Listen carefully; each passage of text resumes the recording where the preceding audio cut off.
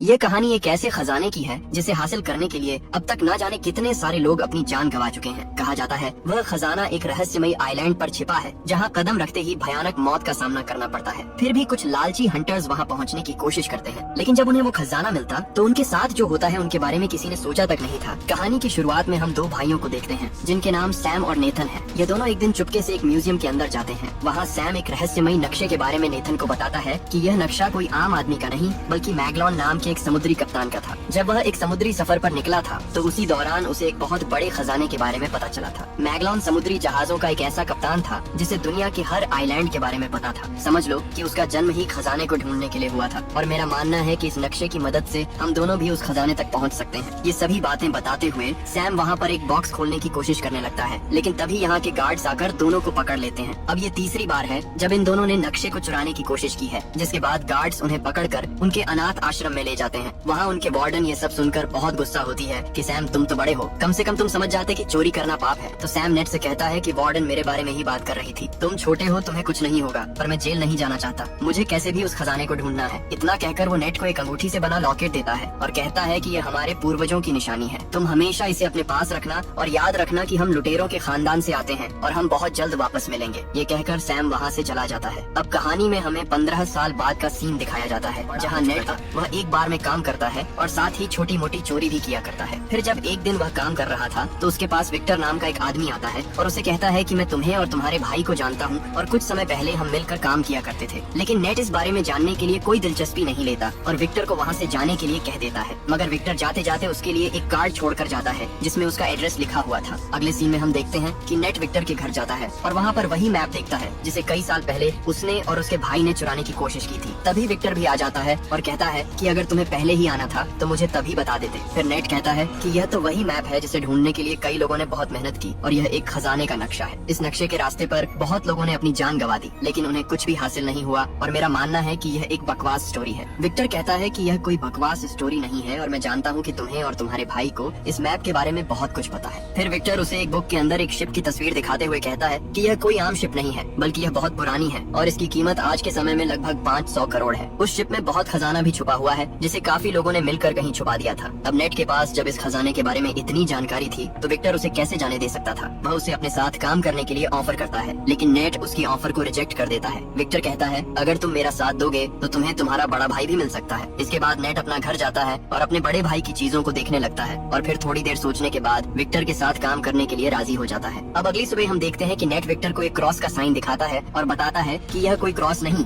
बल्कि उस खजाने तक पहुँचने की चाबी है। विक्टर कहता है कि इसमें से एक चाबी तो उसके पास है और दूसरी चाबी हमें जल्दी चुरानी होगी। वह चाबी एक ऑक्शन कंपनी में है और वह बहुत जल्दी उस चाबी को नीलाम करने वाले हैं, पर उससे पहले हमें उस चाबी को वहाँ से चुराना होगा। अब विक्टर उस कंपनी में जाकर बहुत होशियारी से वह चाबी चुरा लेता है, लेकिन जब वह वहाँ से आ रहा था तभी ब्रैड नाम की एक लड़की वहाँ पर आती है और उसके गले पर चाकू रखकर कहती है कि यह चाबी मुझे दे दो। ये सब कुछ वह अपने बॉस के कहने पर कर रही थी और यह लड़की विक्टर की पुरानी दुश्मन भी थी। कुछ गार्ड्स वहाँ आ जाते हैं जिससे ब्रैड उन गार्ड से लड़ने लगती है। विक्टर इसी मौके का फायदा उठाता है और फौरन चाबी लेकर वहाँ से निकल जाता है। अब चाबी लेकर विक्टर और नेट दोनों बार्सिलोना के लिए निकल जाते हैं। वहाँ उन्हें फ्रेजर नाम की एक लड़की मिलती है। फ्रेजर विक्टर को पहले से जानती थी और नेट के बारे में पूछने पर विक्टर बताता है कि यह मेरा पुराना दोस्त है और यहाँ नेट को पता चलता है कि दूसरी चाबी विक्टर के पास नहीं बल्कि उस लड़की के पास है। अब नेट विक्टर से कहता है कि तुमने मुझसे बहुत बातें छुपाई हैं और झूठ भी बोला है, लेकिन जब इस बात को लेकर दोनों में बहस होने लगती है तो इसी मौके से फ्रेजर वह चाबी लेकर वहाँ से भागने लगती है। ये देखकर भागने लगता है पर फ्रेजर भागते हुए अपनी कार में बैठकर वहाँ से निकलने की कोशिश करती है, मगर नेट उसकी गाड़ी के आगे आ जाता है और तभी विक्टर भी वहाँ आ जाता है। वो फ्रेजर से कहता है अगर तुम्हें सारा खजाना चाहिए तो ले लो, मगर ये चाबी कहाँ और कैसे लगानी है ये सिर्फ नेट को ही पता है। ये सुनने के बाद फ्रेजर उनके साथ काम करने के लिए तैयार हो जाती है। फिर नेट उन्हें बताता है कि बहुत साल पहले उन लोगों ने खजाने को चर्च में छुपाया था। इसके बाद वह तीनों चर्च में पहुंचते हैं। वहां पहुंचने के बाद नेट अपने भाई के दिए गए कार्ड्स को पढ़ता है जिससे पता चलता है कि वह सही लोकेशन पर है। इसके बाद तीनों चोरी छुपकर चर्च के बेसमेंट में पहुंचते हैं जहां उन्हें चाबी लगाने की जगह भी मिल जाती है। वह जगह एक स्टैचू के नीचे थी, लेकिन अब उन्हें यह नहीं पता कि चाबी को किस डायरेक्शन पर घुमाना है। तभी विक्टर बुक में पढ़ते हुए कहता है कि दोनों चाबियां क्लॉकवाइज घुमानी है और ऐसा करते ही स्टैचू में से कुछ तीर निकलते हैं मगर किसी को कोई नुकसान नहीं होता। इसके बाद दोबारा रिस्क लेते हुए नेट और फ्रेजर चाबियां एंटी क्लॉकवाइज घुमाते हैं जिससे स्टैचू के पीछे से एक खुफिया रास्ता निकलता है जो एक गुफा की ओर जा रहा था। फिर नेट विक्टर से कहता है कि हमें सिर्फ इस रास्ते से नहीं बल्कि दो अलग होगा। मैं और फ्रेजर एक रास्ते से जाएंगे और तुम अलग रास्ते से जाओगे। इसके बाद नेट और विक्टर अपने फोन को GPS से कनेक्ट कर लेते हैं और फिर नेट और फ्रेजर एक रास्ते से जाते हैं और विक्टर दूसरे रास्ते से आगे बढ़ने लगता है। अब वहाँ से आगे बढ़ते हुए नेट और फ्रेजर एक बार में पहुँचते हैं। वहाँ एक और सीक्रेट रास्ता था जिसके बारे में कोई नहीं जानता था, पर जैसे ही उस रास्ते पर जाने लगते हैं तभी कुछ लोग उन पर अटैक कर देते हैं। नेट एक आदमी को रोकने के लिए फाइट करता है और फ्रेजर रास्ता खोलने की कोशिश करती है और दरवाजा खुलते ही नेट और फ्रेजर उस रास्ते से भाग जाते हैं। अंदर जाने के बाद अब उन्हें तीसरा दरवाजा नजर आता है जो उसी क्रॉस वाली चाबी से खुल सकता था। फ्रेजर उस दरवाजे को खोलने के लिए जैसे ही चाबी डालती है तो वहाँ पानी भरना शुरू हो जाता है, क्योंकि इस दरवाजे को खोलने के लिए पहले दूसरे दरवाजे पर चाबी लगाकर उसे खोलना होगा, जिसे सिर्फ विक्टर ही खोल सकता था। इधर विक्टर दूसरी साइड वाले दरवाजे को खोलने की कोशिश कर रहा था, पर तभी वहाँ पर वही लड़की आ जाती है जिसने पहले भी विक्टर पर अटैक किया था। अब उन दोनों में जबरदस्त लड़ाई शुरू होती है। वहीं दूसरी तरफ नेट और फ्रेजर पानी में फंसकर बेहोश होने वाले थे, पर विक्टर उस लड़की को मारकर बेहोश कर देता है और जल्दी से चाबी लगा देता है। इससे दूसरा दरवाजा भी खुल जाता है, जिससे नेट और फ्रेजर बचते हुए उस दरवाजे से बाहर आ जाते हैं। अब बारी थी आखिरी दरवाजे पर जाने की, लेकिन किसी को भी यह नहीं पता था कि वह दरवाजा कैसे खोलना है। विक्टर बाहर खड़ा एक होल से उन्हें देख रहा था, पर नेट अपना दिमाग का इस्तेमाल करता है और फ्रेजर से कहता है कि जाओ और विक्टर से दूसरी चाबी लेकर आओ। लेकिन विक्टर उन पर विश्वास नहीं करता और चाबी देने से इनकार कर देता है। पर थोड़ी देर बाद विक्टर चाबी दे देता है क्योंकि उसके पास कोई और ऑप्शन नहीं था। नेट जब उन दोनों चाबी को मर्ज करता है तो वही सिंबल बन जाता है जो उस दरवाजे पर था और इसी के जरिए वह उस दरवाजे को भी खोल देते हैं। इसके बाद जब वह उस दरवाजे के अंदर एंटर होते हैं तो उन्हें 3 बड़े बड़े पोर्ट्स दिखाई देते हैं। दूसरी तरफ विक्टर नेट से बार बार पूछ रहा था कि खजाना मिला या नहीं। इधर नेट फ्रेजर को ऊपर करता है यह देखने के लिए कि उन पोर्ट्स में क्या है। फ्रेजर देखती है कि उन पोर्ट्स में बहुत सारा नमक है, जिसका मतलब यहाँ पर कोई भी खजाना नहीं है। तभी तीनों पोर्ट्स अचानक टूट जाते हैं और वह देखते हैं कि उनमें से एक नक्शा निकला है। यही नक्शा उस खजाने तक जाने का असली जरिया था। अब नेट जब उस नक्शे को देख रहा था तभी फ्रेजर उस पर गन पॉइंट कर देती है और कहती है, तुम्हें क्या लगा, विक्टर ने तुम्हें सब कुछ सच बताया था। ये कहकर वो उसे गन से मारकर बेहोश कर देती है और उस नक्शे के साथ उन चाबियों को भी लेकर चली जाती है। इसके बाद विक्टर नेट के पास आकर देखता है कि वह बेहोश है और जब उसे होश आता है तो उन्हें पता चलता है कि फ्रेजर उन्हें धोखा देकर भाग चुकी है। नेट विक्टर से पूछता है कि मेरा भाई कहाँ पर है और तुमने मुझसे क्या छुपाया है। तो विक्टर बताता है कि मैं और तुम्हारा भाई बहुत साल पहले खजाना ढूंढने के लिए निकले थे, पर उससे पहले हमें एक किताब चुरानी थी और वह किताब हमने चुरा भी ली। लेकिन जब वापस आ रहे थे तो मोरका के लोगों ने हम पर अटैक कर दिया और फायरिंग के दौरान तुम्हारे भाई को गोली लगी,